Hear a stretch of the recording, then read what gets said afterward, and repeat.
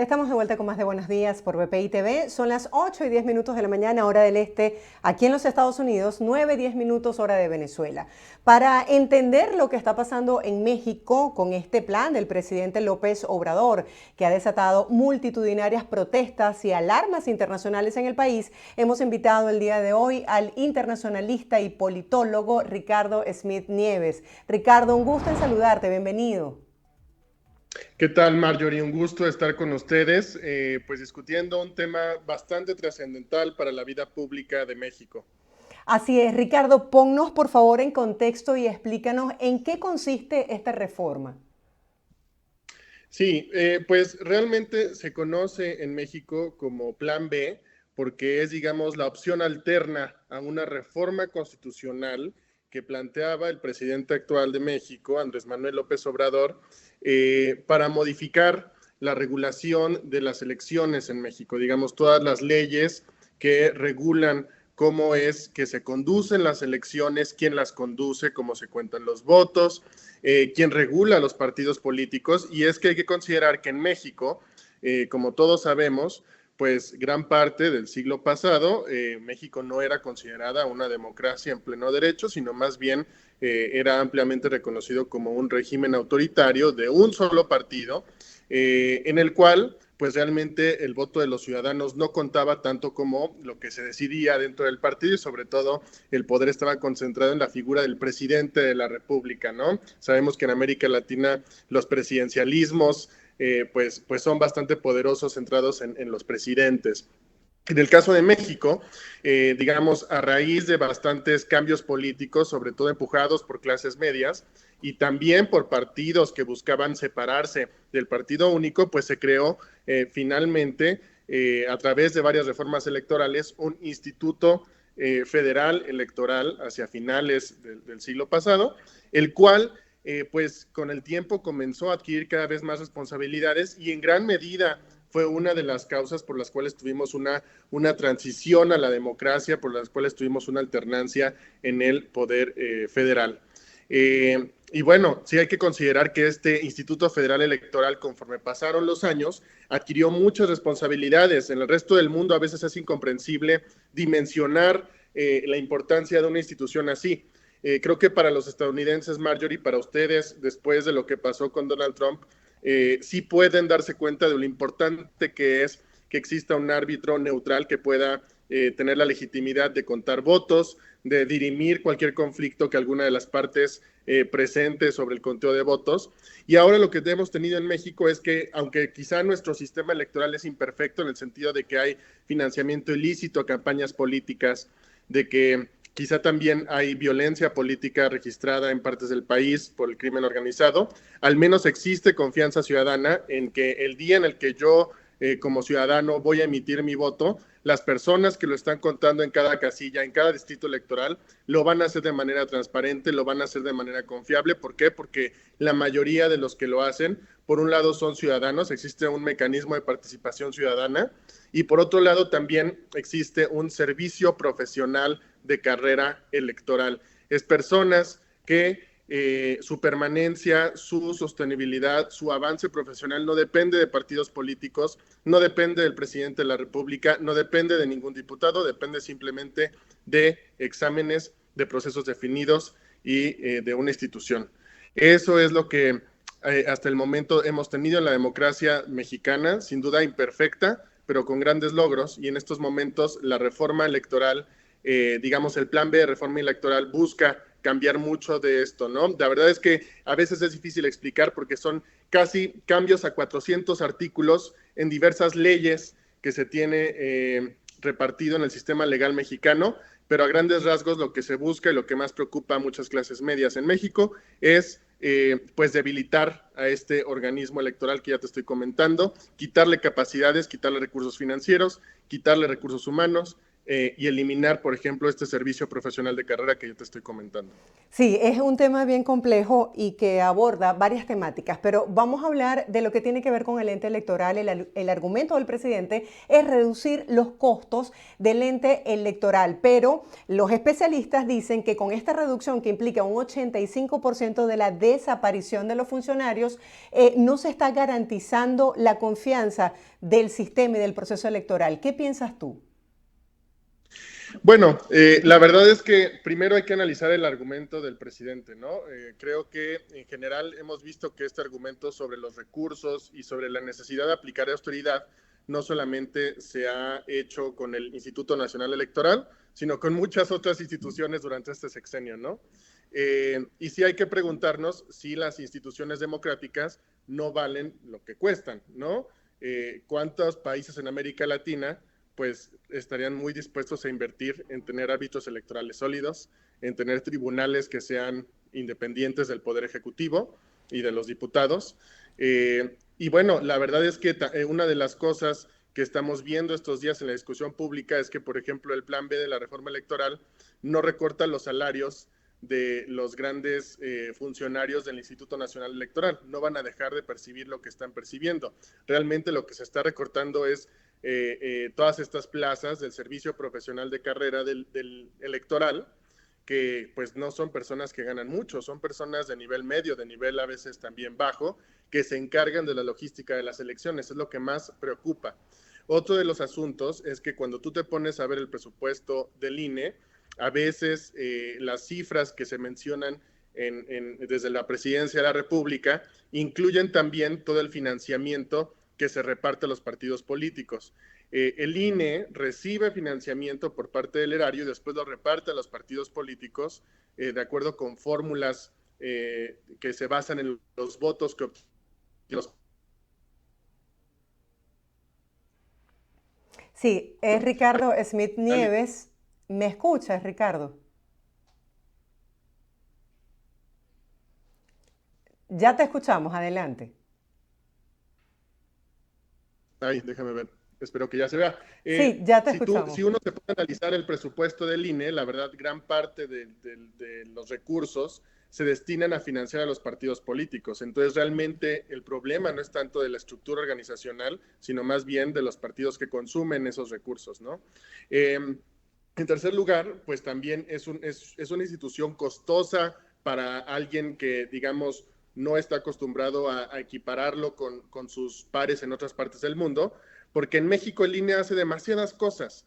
En México el Instituto Nacional Electoral se encarga de promover la democracia en medios, de vigilar que los partidos durante las campañas cumplan con los tiempos establecidos también en medios de comunicación, se encarga de fiscalizar los gastos de todos los partidos. Cada gasto que hace un partido lo tiene que reportar ante el INE y el INE tiene que comprobar que ese gasto se haya hecho.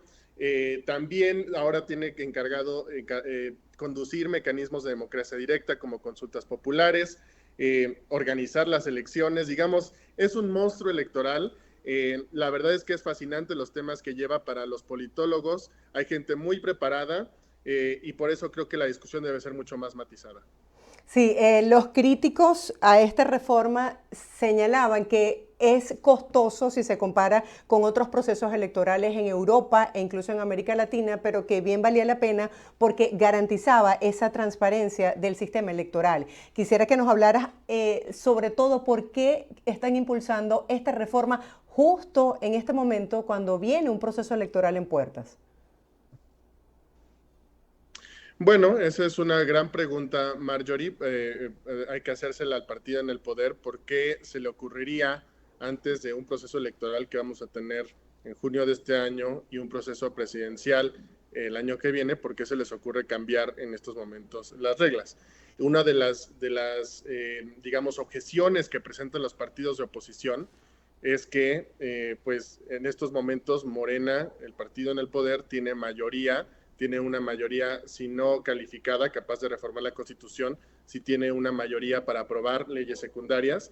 ¿Y por qué no una reforma de este calado?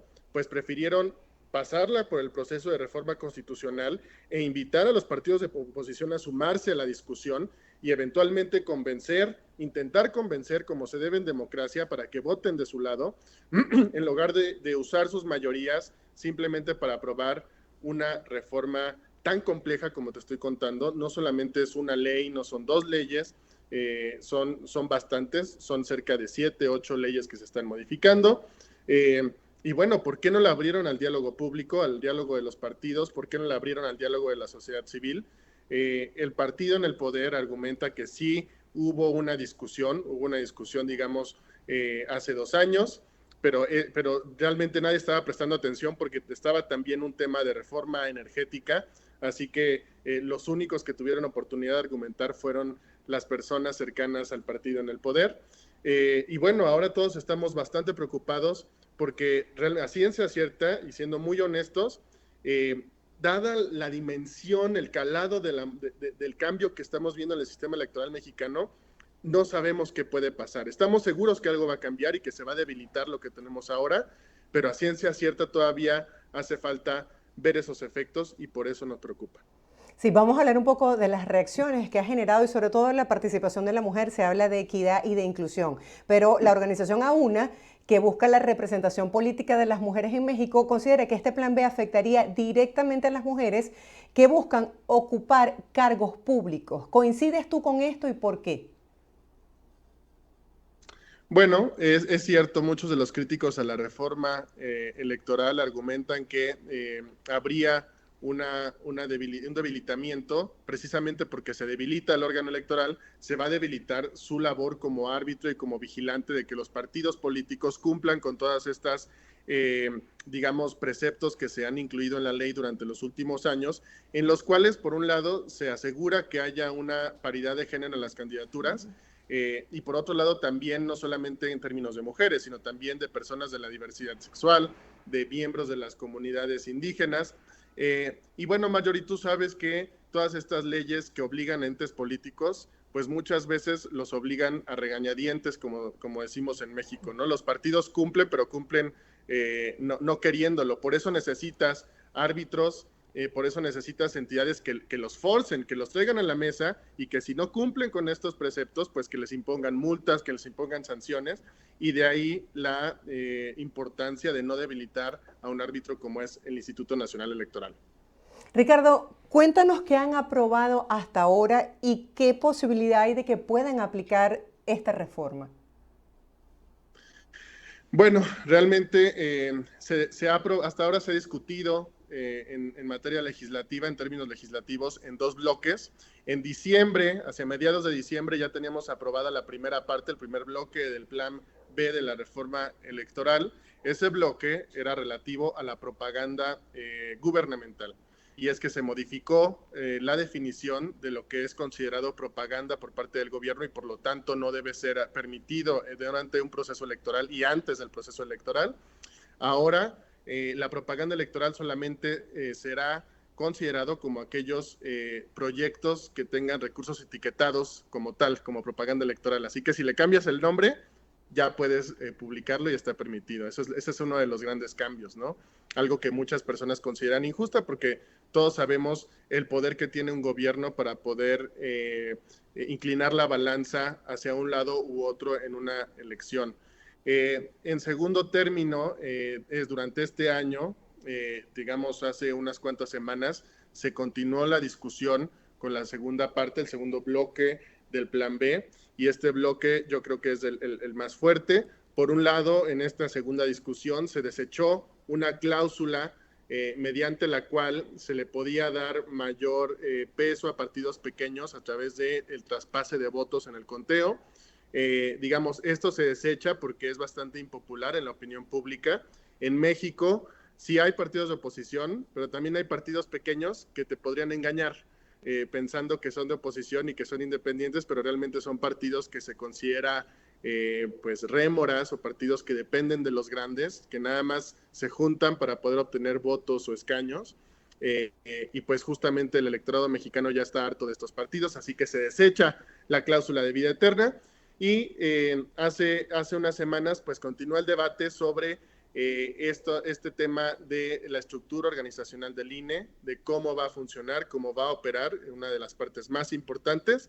además de que también se incluye algo que ha sido muy polémico, un transitorio muy polémico en el cual se busca destituir al secretario, digamos, al funcionario de más alto rango en la estructura organizacional del Instituto Electoral. Alguien que es considerado muy leal, muy cercano a los consejeros electorales actuales, consejeros electorales que, pues, digamos, se han convertido en figuras antagónicas al presidente, si bien no pertenecientes a la oposición. Vamos a hablar un poco acerca de escenarios. ¿Qué piensas tú que puede ocurrir con el ente electoral, con las personas que han salido a la calle a protestar y cuál ha sido la reacción de la comunidad internacional? Pues bueno, realmente ha habido una reacción de preocupación, sobre todo por parte de Estados Unidos, a raíz de las marchas, ¿no? Sobre todo en la Ciudad de México y en grandes urbes del país. Hemos visto marchas que han acompañado a la discusión, sobre todo en el Senado de la República, que es donde Morena ha tenido más problemas para aprobar este plan B. Y hemos visto a las clases medias movilizarse. Realmente la movilización que vimos hace una semana, el domingo, último domingo de febrero, pues vimos una de las más grandes que hemos visto de clases medias en la Ciudad de México, lo cual me parece muy positivo. Sabemos que el presidente de la República, él argumenta que su partido representa a los sectores populares, a los segmentos populares de México, a las clases más bajas de México y por lo tanto también tiene capacidad de convocarles a movilizarse. Es muy crítico de las clases medias, quienes normalmente, pues hay que decirlo, no están muy involucradas en política, pero esto representa un renacimiento, un renacido interés de estas clases medias, medias altas en la política, las cuales son esenciales para la democracia. De acuerdo con los organizadores de esta marcha, pues vimos más de 100,000 personas congregadas, lo cual sería bastante sorprendente, casi 200. Y bueno, esto ha movilizado y ha envalentonado, es una especie de apoyo, porque en estos momentos, aunque ya se aprobó en el Senado el Plan B, va a pasar a la Suprema Corte de Justicia. Y fue un movimiento que buscaba también dar apoyo a los ministros para que fueran imparciales en su decisión, también considerando que en estos momentos la Suprema Corte de Justicia, que tendrá que ver la constitucionalidad de estas modificaciones a las leyes electorales, digamos, está bajo el liderazgo de una presidenta que es percibida como un poco más independiente y autónoma del Poder Ejecutivo. Sí, también veíamos el pronunciamiento de Lorenzo Córdoba, quien dirige el INE, y él decía textualmente a través de su cuenta de Twitter que esta medida puede afectar seriamente los futuros procesos electorales e incluso algunos analistas políticos hablaban de que se podía perder el hilo constitucional en el país. ¿Cómo lo ves tú con esta doble visión de internacionalista y además politólogo? Pues mira, creo que sin duda podría haber una pérdida en la confianza que tenemos sobre cómo se cuentan los votos, sobre cómo funciona la democracia en México. Desde una perspectiva internacional, yo creo que sobre todo a Estados Unidos debería preocuparle que hay, pues, se observa un proceso en varios países del mundo, sobre todo en países que son considerados como aliados de los Estados Unidos, pues digamos, debilitamiento de instituciones democráticas. Y no solamente es México, también se está viendo procesos similares en países como Israel, en el cual también una coalición gubernamental busca debilitar al Poder Judicial. Turquía, que era considerada también una democracia, pues durante estos últimos años ha ido, digamos, convirtiéndose más bien en un autoritarismo.